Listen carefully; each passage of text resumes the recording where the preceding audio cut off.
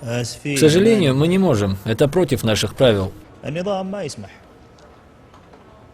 Нужно подождать 4 месяца. Мы вас сами позовем. Возможно, к тому времени мы получим ответ на ваш запрос.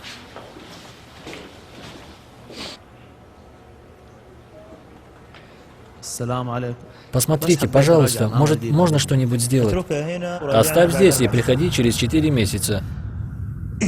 Ты что, не понял, что ли? Надо немного отстегнуть. Или ты хочешь, чтобы тебя тоже отправили, как того бедолагу? Давай, ты же вынужден.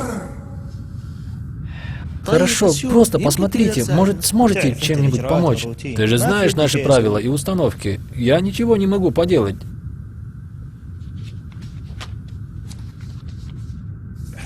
Ты что, так все и оставишь?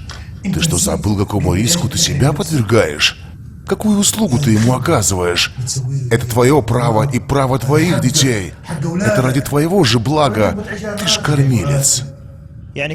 Хорошо, ради тебя я это сделаю за 2 дня.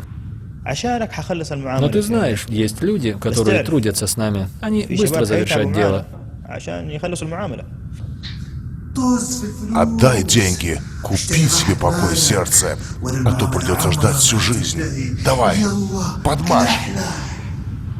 Это для ребят. Дай Аллах им здоровья. Спасибо, я в долгу не останусь.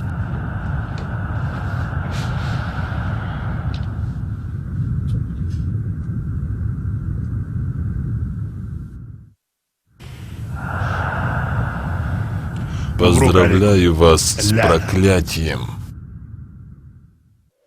Всевышний Аллах проклял дающего взятку и берущего.